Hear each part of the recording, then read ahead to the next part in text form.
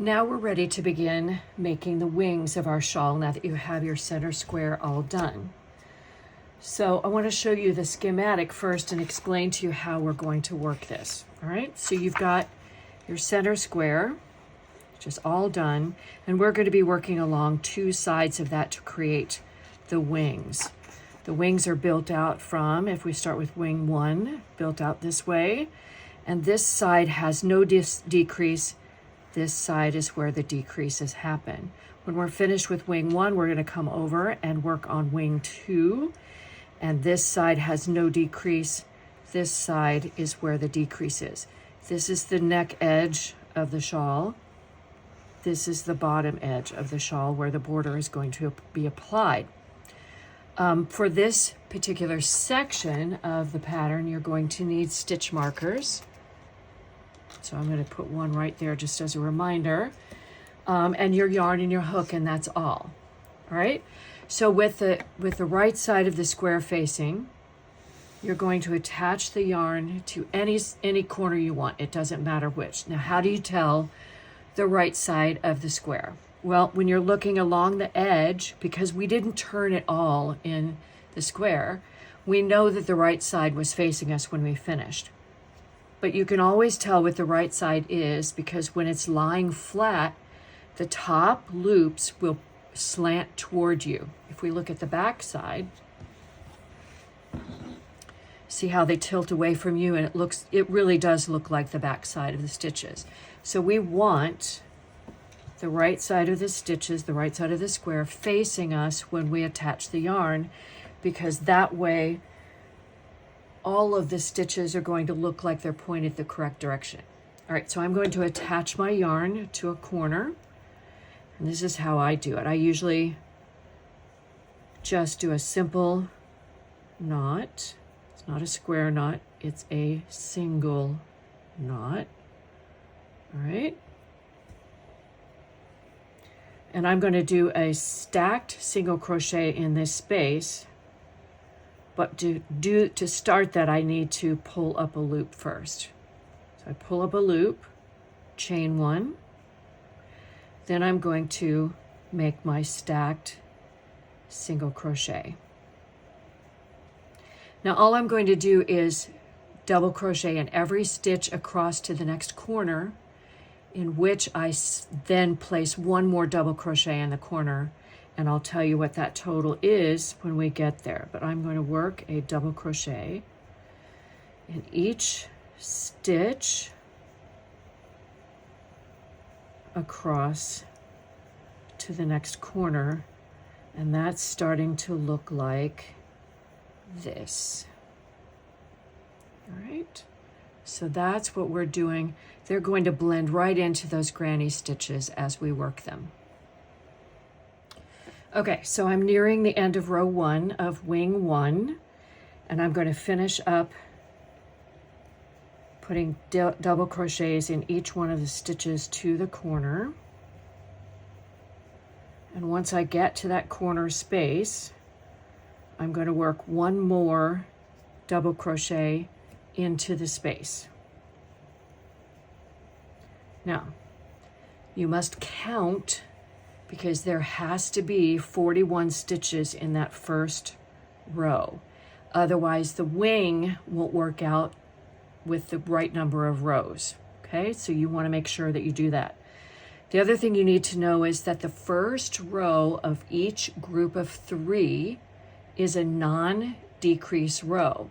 And at the end of it, we're going to put a marker so that you can easily see where that decrease starts.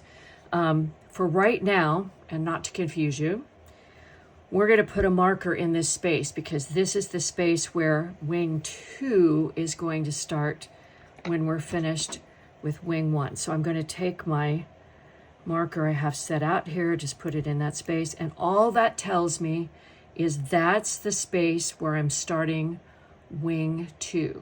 Okay, so I've reached the end of row 1. So I said this is the decrease edge that we're going to work at this side of wing 1. So I'm going to turn and work a stacked single crochet in the first stitch.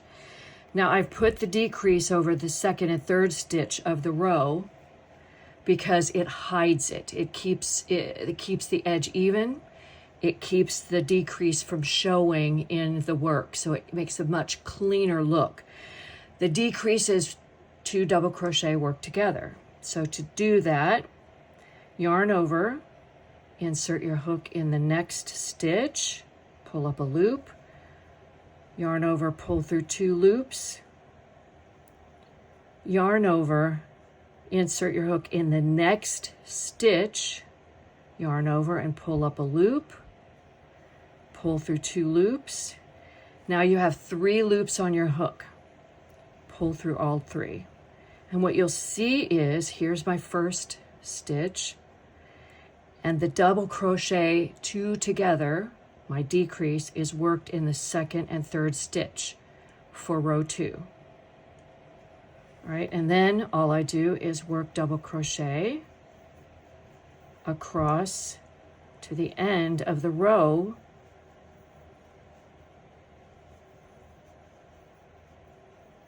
and I'll meet you there. All right, so we've finished row 2. We're over at the edge.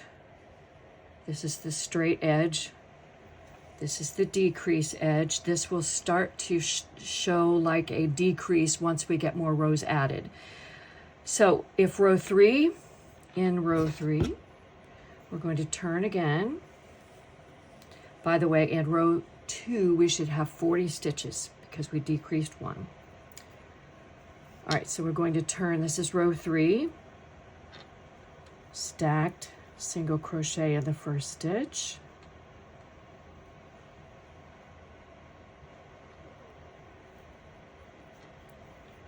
and then we're going to double crochet in each stitch across to the last 3 stitches. That's where we're going to put the decrease in this row, and I'll meet you there.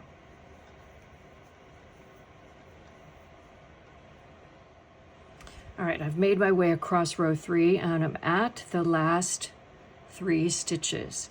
So this is where I'm going to work my decrease again. It's a double crochet 2 together.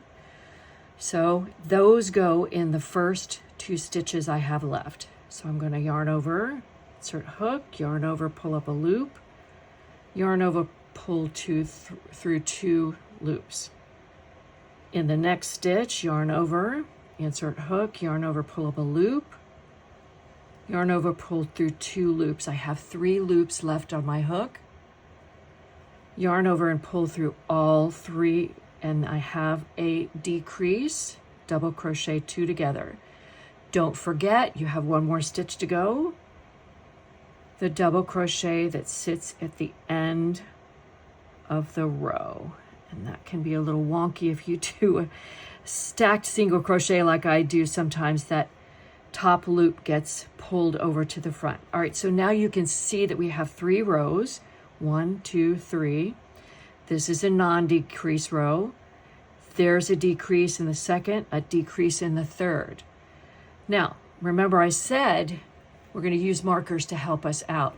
I'm all about making life easy for myself. I do not want to have to keep looking, and I always make mistakes if I don't check. So the first thing you're going to do at the end of the second decrease row in each group of 3, you're going to count how many stitches you have. I have this all listed in the pattern. At the end of row 3, you should have 39 stitches. That means you've decreased twice from your original 41. 41 minus 39 minus 2 is 39, right?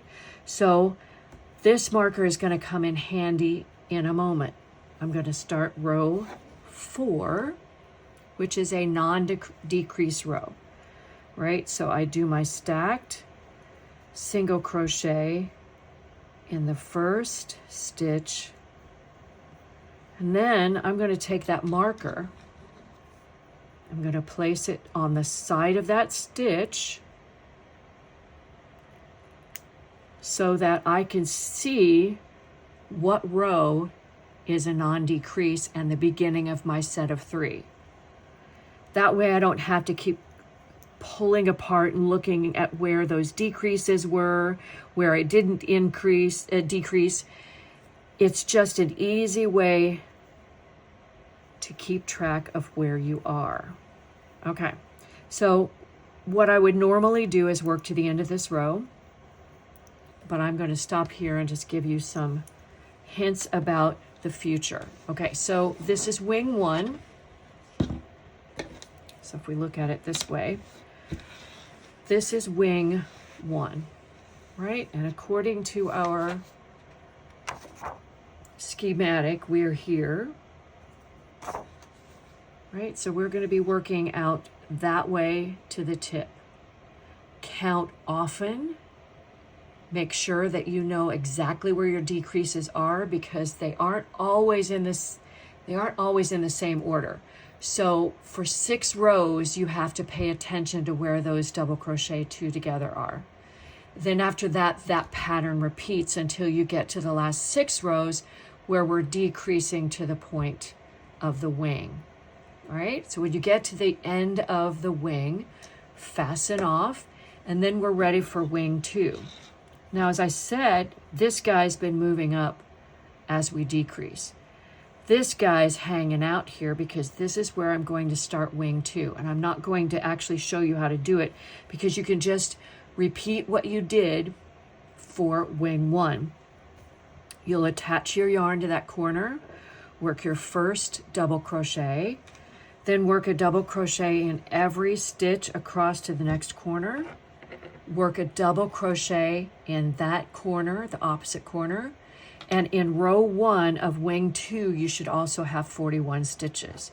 And what happens is, as you work out to wing 2, you'll understand that this stitch marker here shows you which side is the decrease side. You're not only going to do this guy that you're moving up every 3 rows, but if you happen to lose track, this will tell you exactly where your decrease